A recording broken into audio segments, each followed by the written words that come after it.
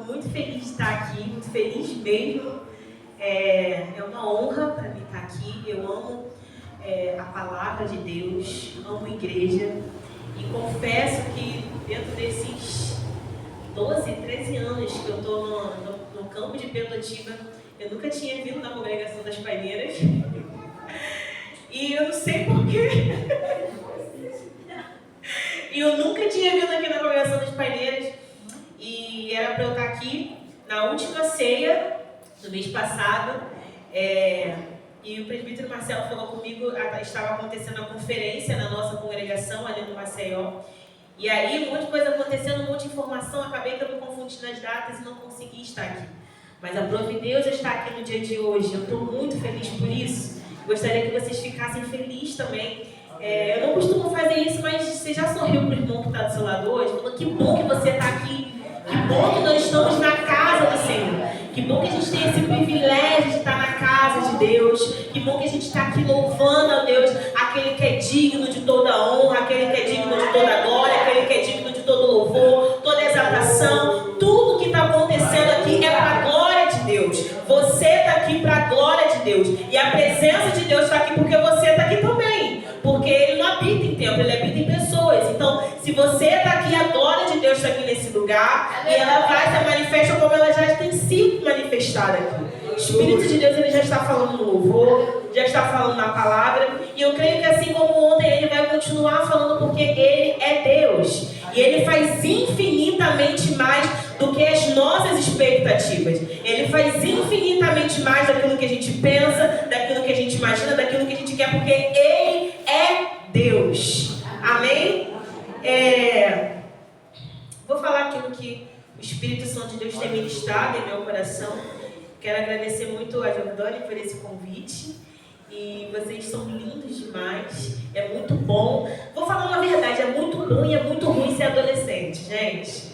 Vamos falar a verdade, é muito bom porque a gente é adolescente, a gente está naquela fase assim, eu posso tudo, né? Porque o Senhor fortalece. Mas também é muito ruim de falar assim, nossa, eu não posso nada, minha mãe não deixa. Não é verdade? Mas que Deus abençoe vocês, em nome de Jesus, continue abençoando, honrando a vida de cada um de vocês. Quero ler para os irmãos o livro de Jeremias. Se aqui a congregação tem costume de ficar em pé, fica. Se não tem, não fique. Fique à vontade. Jeremias, no capítulo 7. Vou ler a partir do versículo 2, que diz assim: Fique junto à porta da casa do Senhor e proclame ali estas palavras. Escute a palavra do Senhor. Escute a palavra do Senhor, todos de Judá. Vocês que entram por estas portas para adorar o Senhor.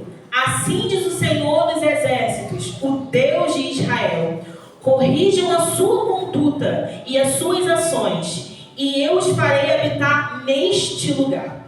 Não confiem em palavras falsas, dizendo: templo do Senhor, templo do Senhor. Este é o templo do Senhor. E falar sobre Jeremias é muito interessante. Eu não sei vocês, mas eu, pela misericórdia de Deus e pela graça de Deus, e graças a Deus, eu sou criada na igreja desde pequenininha. E aí, desde pequenininha, na escolinha bíblica dominical, em verdade, que a gente escuta falar sobre Jeremias, e a primeira coisa que a gente fala sobre Jeremias é o quê? Profeta chorão, não é verdade?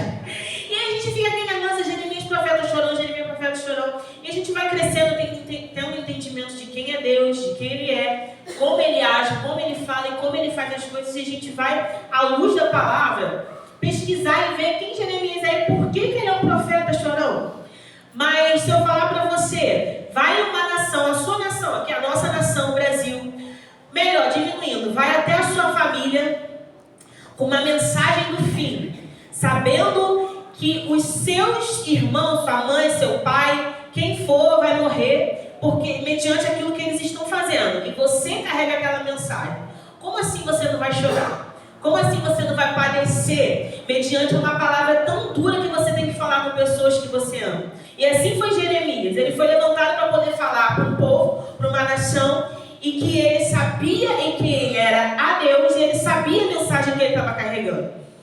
E Jeremias, ele vem de uma família, de uma linhagem sacerdotal. O seu avô era sacerdote, seu pai era sacerdote, mas algumas pessoas falam que Jeremias era sacerdote também, outras pessoas falam que ele não era sacerdote, mas bem verdade que o Senhor chamou Jeremias para ser profeta.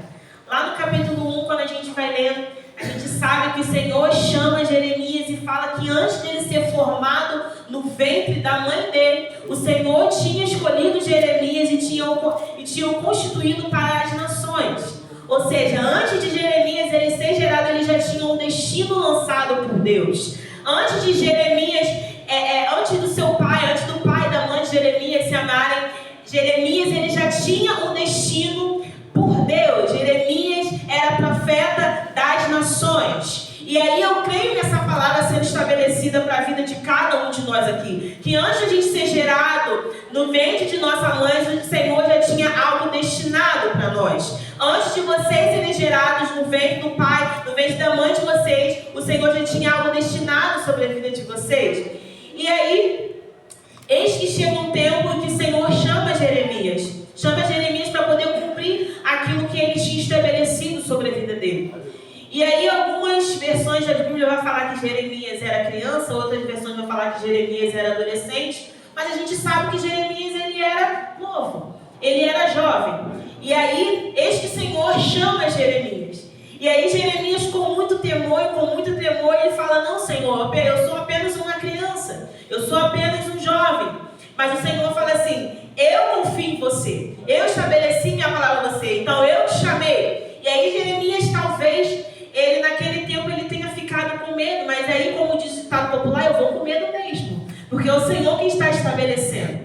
E aí a gente continua lendo o capítulo 21, a palavra de Deus fala que o Senhor colocou a mão na boca de Jeremias, para que ele falasse não as palavras dele, mas a palavra do Senhor através da vida de Jeremias. E aí Jeremias ele começa a sua longa jornada, o seu chamado, mas é algo muito interessante lá no capítulo 1, no versículo 10, que diz assim, eu quero ler com vocês. Eis que ponho as minhas palavras na sua boca. Veja, hoje eu o constituo sobre as nações e sobre os reinos, para arrancar e derrubar, para destruir e para arruinar, e também para edificar e para plantar. E aí o Senhor, ele está usando Jeremias, ele libera essa palavra Jeremias, uma palavra para que Jeremias, ele vai julgar aquela nação, mas ele também vai edificar aquela nação. E conforme a gente vai lendo o livro de Jeremias, a gente consegue entender isso melhor. Tanto a parte que ele vai arrancar e derrubar, destruir, arruinar, mas edificar e plantar. E aí, Jeremias, ele passa por um longo caminho, por uma longa estação. O livro de Jeremias, ele é recheado de muitas informações e de muita história. O livro de Jeremias, ele é um dos livros onde tanto que conta a história de uma nação, das nações, mas também conta a vida do profeta. Então, assim, é bem verdade que conforme a gente vai lendo alguns livros de profetas, mas a gente vê o que o profeta fez naquele tempo. Mas Jeremias não, Jeremias ele conta tudo o que aconteceu naquele tempo, mas conta também o que ele sentia, o que ele estava passando. Portanto que tem as lamentações de Jeremias, portanto que a gente conhece Jeremias como um dos profetas chorão, um dos profetas que choram, que lamentam tudo aquilo que estava sendo falado. E aí, eis que chega o tempo de Jeremias estabelecer o reino dos céus. E a palavra que era estabelecida naquele tempo era uma palavra bem simples. Era arrependimento. Uma palavra bem simples para aquele tempo. Por quê? Porque aquela era uma nação onde conhecia a Deus, mas não servia a Deus. E aí a gente para poder pensar no Antigo Testamento sobre as pessoas de Israel, sobre porque o tanto que a gente fica indignado, mas meu Deus, o Senhor falava com eles e era um tempo onde eles voltavam o olhar dele para os deuses de Baal. Mas se a gente parar para poder ler os Pentateucos, se a gente parar para poder ler as histórias do Antigo Testamento, a gente vai ver que o povo de Israel era um povo sem identidade. quê? Olha, aquele Deus ali é o Deus da fertilidade. Vai lá adorar ele porque você vai ficar grávida. Aquele povo ia. Olha, aquele povo ali está te prometendo um carro. Vai lá. Então eles iam. Quem anda pela cabeça de todo mundo, aquele ditado Maria vai para as outras, é porque não tem identidade. E aí as coisas ruins aconteciam e Deus, com a sua infinita misericórdia, tinha misericórdia daquele povo e aquele povo voltava a adorar o Senhor. Mas em qualquer instante eles esqueciam daquilo e voltavam a adorar os deuses de Baal. E aqui no livro de Jeremias não é diferente. Reis superiores daquela época, sacerdote, tinham os seus olhares voltados para o Deus de Baal. Pessoas de referências tinham os olhos voltados para Baal. E é muito interessante porque nesse tempo aqui eles tinham como segmento a Torá. Torá era o livro das leis com mais de 613 leis que era estabelecida para que eles seguissem naquele tempo. E, obviamente, se eles descumprissem aquela lei, eles estavam descumprindo o mandamento do Senhor. E a gente conhece a Torá como um dos 5 Pentateucos, né? Que tem ali tudo mais as leis, e eles estavam fazendo totalmente aquilo que era ao contrário do que a Torá fazia, totalmente ao contrário daquilo que Deus estava estabelecendo nesse tempo. Parece até que a gente conhece muito essa história, por quê? Porque é o que a gente vive hoje, né? Onde Deus estabelece o reino dele e muitas pessoas fazem aquilo que é ao contrário daquilo que Deus estabeleceu. E aí, nesse contexto, Judá e Jerusalém, eles estavam vivendo essa estação. Vivendo um tempo onde se tinha adorado os deuses de Baales. Os deuses de Baal nada mais que são diferentes deuses de Baal. Então tinha o Deus da fertilidade, tinha o Deus da prosperidade, tinha o Deus de tudo quanto é coisa. Então, dizendo numa conjuntura, eles eram os deuses de Baales. E aí Jeremias é levantado nesse tempo difícil. Jeremias é levantado para poder pregar a mensagem do fim. Jeremias é levantado para poder falar, olha, precisa de arrependimento. Mas aí a gente continua lendo e a gente vê que aquele povo ele não se arrependia. Quanto mais Jeremias falava, mais aquele povo voltava os olhos deles para outro Deus. Quanto mais Jeremias falava, mais aquele povo voltava os olhos para aquilo que não servia a Deus. E aí, continua nisso até o seu capítulo 24. E do capítulo 1 até o capítulo 24, aonde o capítulo 7 tem o desfecho, aonde eu li, que aí fala, templo do Senhor, este é o templo do Senhor. Com tudo aquilo que estava acontecendo, com toda aquela apostasia, com todas as pessoas voltando os seus olhos para aquilo que não glorificava a Deus, o Senhor estabelece uma mensagem para Jeremias, que é a mensagem do templo de Jeremias. E aí Jeremias é levantado para poder falar com aqueles reis, com aqueles sacerdotes. Por quê? O que acontecia? No mesmo instante que eles entravam no templo, 4 paredes, eles adoravam a Deus. Mas a partir do momento que eles saíam da porta para lá, eles começavam a adorar o Deus de Baales. E aí eles estavam até seguindo a lei dos cananeus, que era sacrificar crianças, como eu disse. Isso ia contra a lei da Torá, a lei de Deus. E aí Jeremias é levantado para poder falar assim, olha só, esse lugar aqui não é qualquer lugar que você entra para poder falar assim, ei, nós somos salvos. Esse lugar aqui é a casa de Deus. Essa adoração não está chegando ao Senhor com um cheiro de incenso suave. Não. Estabeleça o seu coração para Deus. Estabeleça o seu coração para aquilo que Deus tem para falar. Ir ao templo não santifica caráter corrompido. Estar nesse lugar não santifica, nosso coração não está neste lugar. Ir ao templo não significa que nós estamos sendo salvos. E era essa mensagem que Jeremias pregava. Vocês estarem nesse lugar não significa que você vai ser salvo. E quantas das vezes nós chegamos nesse lugar, o nosso coração não está nesse lugar. Chegamos nesse lugar que se chama casa do Senhor, casa de oração, e o nosso coração não está voltado para este lugar. E eu creio que é um tempo onde o Senhor está falando assim, estabeleça meu reino.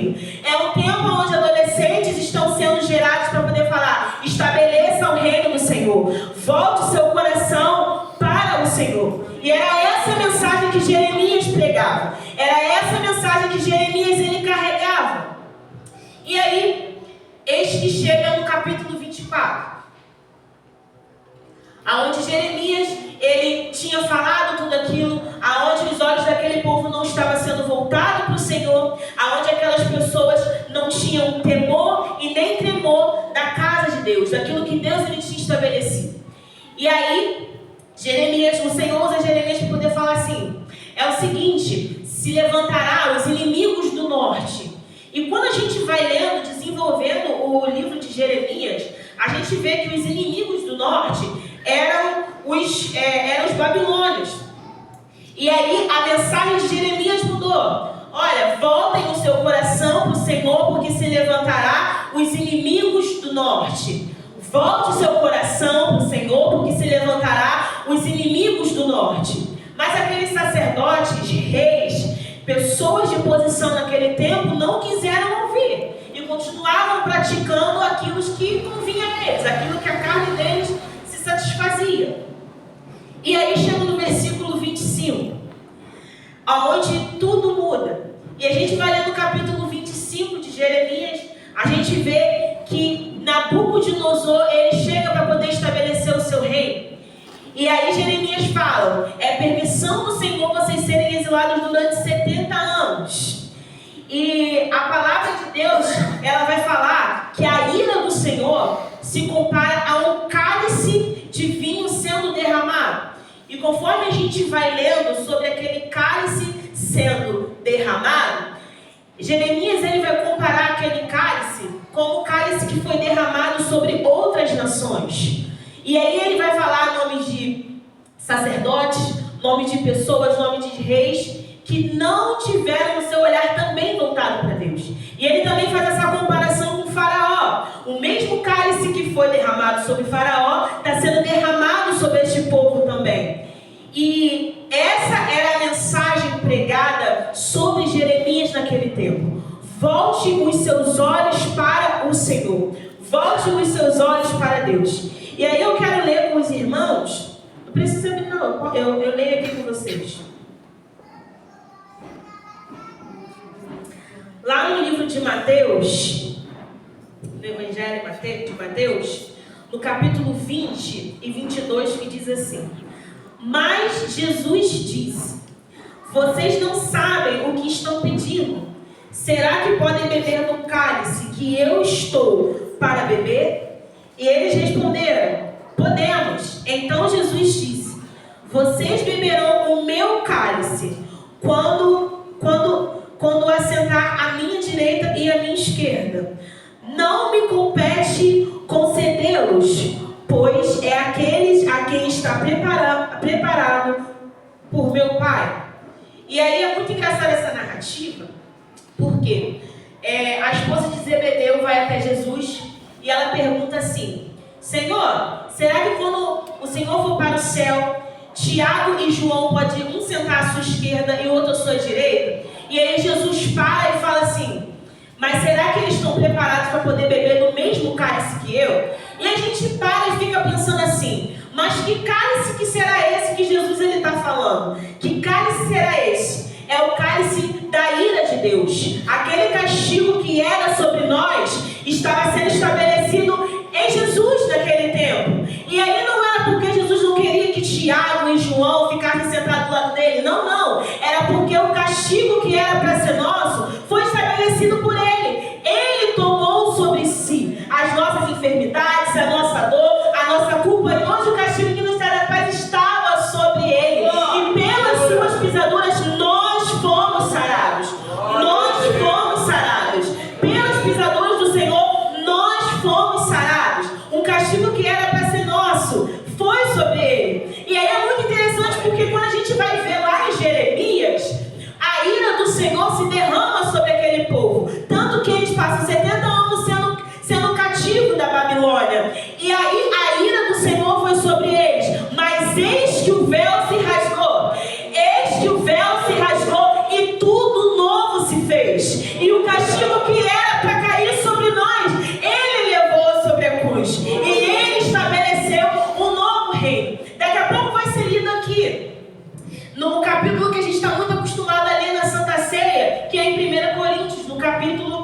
no capítulo 11, que fala sobre a Santa Ceia. E aí fala que este é o cálice da nova aliança. Fazer isso quando bebeis em memória de mim. A nova aliança do Senhor foi estabelecida. A nova aliança do Senhor foi estabelecida. Eu acabei de ler aqui sobre Jeremias, como no passado a ira caiu sobre aquele povo. Por quê? Porque eles não voltavam os olhos dele para aquilo que Deus ele estava estabelecendo. Eles não voltavam os olhos dele para aquilo que Deus ele estava liberando, utilizando da casa do Senhor como desculpa. Isso aqui é um lugar santo. Eu costumo falar que, bem verdade, que quando a gente está nesse lugar aqui, a gente só sai da mesma maneira se a gente quiser. Porque o culto quem dá para Deus somos nós. A adoração quem dá para Deus somos nós. O culto quem dá para Deus somos nós. O Espírito Santo de Deus, ele é uma pessoa que ele ama quando a gente chega com o nosso coração e fala assim: Senhor, hoje eu quero escutar a sua voz neste lugar. Estabeleça o seu reino sobre este lugar, porque eu quero escutar a sua voz. Mas quantas das vezes nós utilizamos da casa do Senhor, assim como diz em Jeremias, um lugar onde nós chegamos falando: nossa, eu sou salvo. Eu estou salvo. Quem aqui nunca chegou na igreja e falou assim: ah, Senhor, hoje eu vim só pela misericórdia? Ou só eu? Todo mundo, gente. Todo mundo. Já chegou nesse lugar: Senhor, eu estou aqui só pela misericórdia. Parece até Deus que está devendo alguma coisa para nós. Misericórdia de Deus sobre nossas vidas. A misericórdia de Deus sobre nossas vidas. E a partir do momento que a gente entende que esse lugar aqui é a mesa de Deus, este lugar aqui é o lugar da cura de Deus, este lugar aqui é onde Ele estabelece o reino dele sobre este lugar. Aleluia! Aleluia! Nós devemos utilizar a casa de Deus com seriedade. E essa história me faz lembrar de Malaquias. Eu amo o livro de Malaquias, porque o livro de Malaquias, no início, ele vai falar que o povo, a gente sabe que no Antigo Testamento, o povo tinha que dar ofertas para Deus, ofertas de libação, ofertas de sacrifício. E aí aquele povo, eles davam animais coxos, eles davam animais doentes, eles entregavam para Deus os sacrifícios de animais totalmente contra aquilo que Deus queria. E aí Deus se ira com aquele povo e fala assim: será que para o chefe de vocês dariam qualquer coisa? E por que para mim, que sou Deus, vocês dão todas as coisas? Vocês dão qualquer coisa? A questão não é aquilo que nós estamos entregando, mas a questão é a essência do nosso coração. É como está a essência da nossa adoração para aquele que é digno. Porque nós cantamos: Ele é digno de tudo, Tu és digno de tudo. Mas será que o nosso coração está falando assim: Senhor, Você é digno de tudo? Aleluia! E aí eu quero ler para os irmãos também, assim como foi cantado aqui, lá no livro de Joel.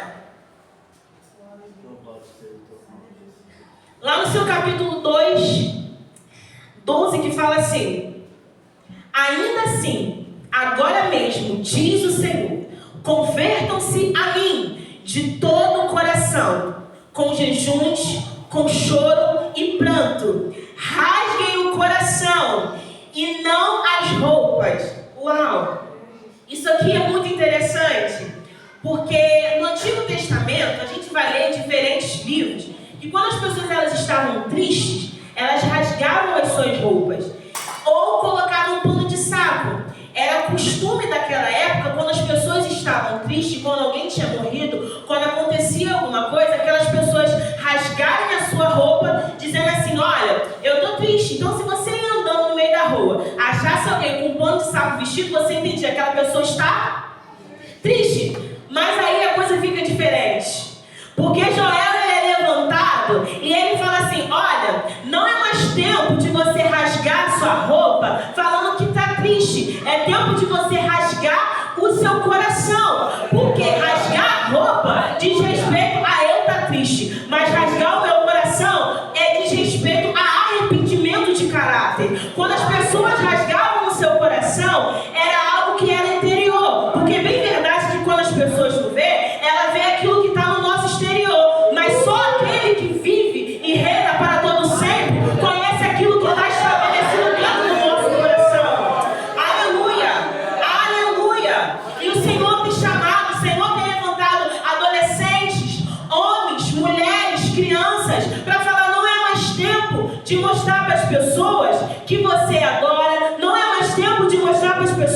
que você é crente, coloca um vestimento de roupa, mas é tempo de arrependimento, é tempo de voltar os olhos para o Senhor, é tempo de rasgar o coração e falar: Senhor, eu tenho arrependimento no meu caráter, eu tenho arrependimento no meu caráter, faça de novo, estabeleça o seu reino. Essa semana eu estava assistindo um vídeo, e aí, né, a geração do Instagram, né, todo mundo, né, na tecnologia do Instagram. Eu estava assistindo um vídeo, né, tem um menino que ele é bem famoso, que ele faz piada, vamos colocar assim, entre aspas, né, sobre coisa da igreja e tudo mais, a gente, né, segue essas pessoas, né, fica vendo. E aí essa semana ele colocou um vídeo que eu fiquei rindo, mas depois eu fiquei assim, com muito temor do Senhor. E ele colocou um vídeo, é aquela música da Bruna Carla, eu acho que é a Bruna Carla que fala: geração que denuncia o pecado. E aí ele colocou, e ele fez a melodia da música, e aí ele colocou outra letra diante daquela música, e ele foi trocando as frases da música, e ele foi falando: geração que não respeita a Deus, geração de Jezabel, geração disso, daquilo. E aí o vídeo é engraçado, e no início, e depois eu parei para poder ver aquilo e falei: Senhor, há poder no teu nome, há poder no teu sangue, porque estão levantadas pessoas falando: essa é a geração mais fraca que tem. E eu não estou falando de geração adolescente, eu não estou falando de geração jovem, porque geração é aquele que está todo mundo vivo aqui. Então é criança, adolescente, jovem, homem, mulher, é todo mundo. E as pessoas falam: existe uma geração fraca, porque existe uma geração que não é temente para Deus, mas há poder no nome de Jesus sobre essas palavras. Há poder no nome de Jesus sobre essa palavra. E aí foi cantado aqui com os adolescentes: vem fazer o que nenhum homem fez, vem fazer o que a história nunca viu, vem cumprir o descrito em Joel. Aviva a luz, vem fazer o que nenhum homem fez, vem fazer o que a história nunca viu, vem cumprir o descrito em Joel. Aviva a luz. Eu creio nessa palavra sendo estabelecida. Eu creio nessa palavra sendo estabelecida. Eu creio que é uma geração aonde vai ver Jesus voltando. Eu creio que é uma geração que tem uma intimidade com Deus. Eu creio numa geração aonde são pessoas que sabem a sua identidade por Deus. No início dessa mensagem eu falei que o povo de Israel, o povo de Jerusalém, Judá, eles seguiam a outros deuses porque eles não tinham identidade. Quando a gente não sabe a quem a gente é, quando a gente não sabe a quem a gente pertence, a gente vai por qualquer caminho que as pessoas nos falam. Mas quando nós sabemos quem nós somos em Deus, a gente não escuta qualquer voz. A gente escuta a voz de Deus. Aleluia! E aí, certa vez, eu estava ministrando sobre relacionamento com Deus. E o Espírito Santo de Deus, ele me falou assim: Natasha, feche seus olhos e imagine uma voz que você não conhece. Falei: bom. Alguém te chamando, ou alguém falando qualquer coisa. Falei: tá bom. E se alguém chamar, a gente vai ficar assim: mas quem é essa pessoa que está chamando? Não conheço. Mas se é a minha mãe, se é meu pai, se é qualquer pessoa que eu conheço, eu vou falar: ah, fulano. Quando nossa mãe está chamando a gente, pode estar lá do outro lado. A gente fala: o que, mãe? Não é verdade? Quando alguém está chamando, ele fala: o que, fulano? Porque a gente conhece. A gente só escuta a voz de quem a gente conhece. A gente, para escutar a voz de Deus e saber quem é Deus, a gente precisa ter relacionamento com Ele. A gente precisa saber quem Ele é. Porque no momento que o Senhor falar pelo seu nome, Ele chamar pelo seu nome, você fala: Senhor, eis-me aqui, porque eu sei que é o Senhor quem está falando. Eu sei que é o Senhor quem está falando. A gente vive também um tempo onde a gente fala assim: Senhor, eis-me aqui, envia-me a mim. Mas quais os filhos que falam: eis-me aqui, Senhor, envia-me a mim, estão disponíveis para poder fazer aquilo que o Senhor chamou? É bem verdade que muitas das vezes a gente fala: Senhor, eis-me aqui, a gente canta aquela música: eis-me aqui, estou disponível, então usa-me. Mas será que a gente está disponível mesmo? Porque a primeira coisa que o Senhor fala: olha, vai em tal lugar, a gente fala: ah. A primeira coisa que o Senhor fala: faz tal coisa, ah. Meu Deus, há poder no no nome de Jesus.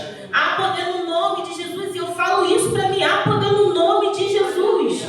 Eu falei um dia, Senhor, eu quero estabelecer o seu reino. Eu quero falar aquilo que o Senhor quer para falar. E é bem verdade que, na verdade, no Evangelho, a gente nunca vai para o lugar aonde a gente quer. Na verdade, no Evangelho, a gente nunca faz aquilo que a gente quer fazer. Por quê? Porque é o reino do Senhor sendo estabelecido. É o reino do Senhor sendo estabelecido.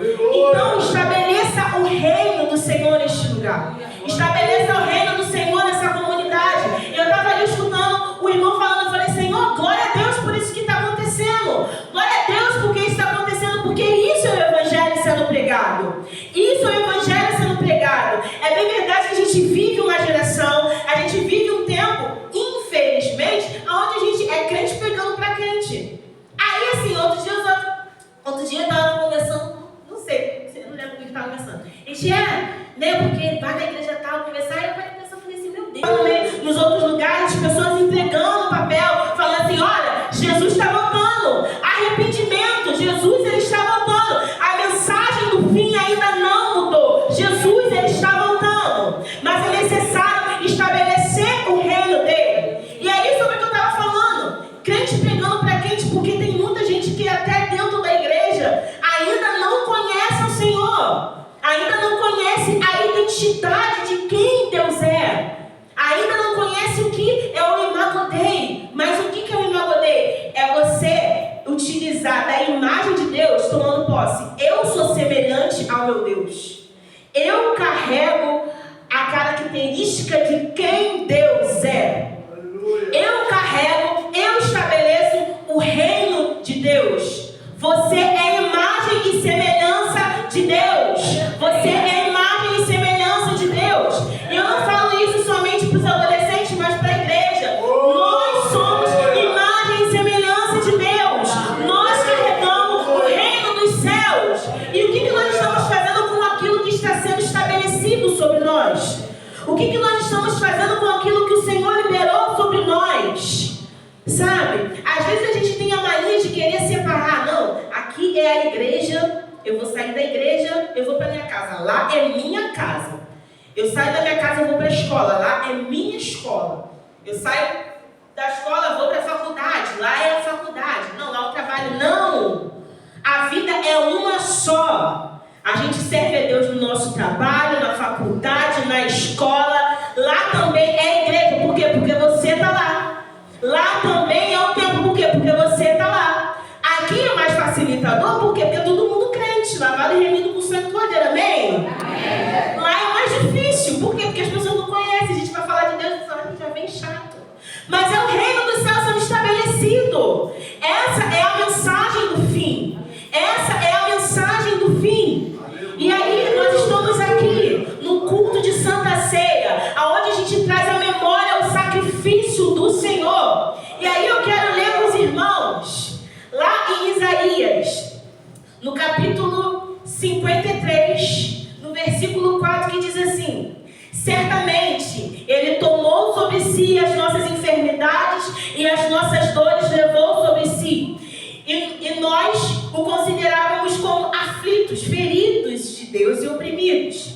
Mas Ele foi transpassado por causa das nossas transgressões, esmagados por causa da nossa iniquidade. O castigo que nos traz a paz estava sobre Ele, e pelas suas pisaduras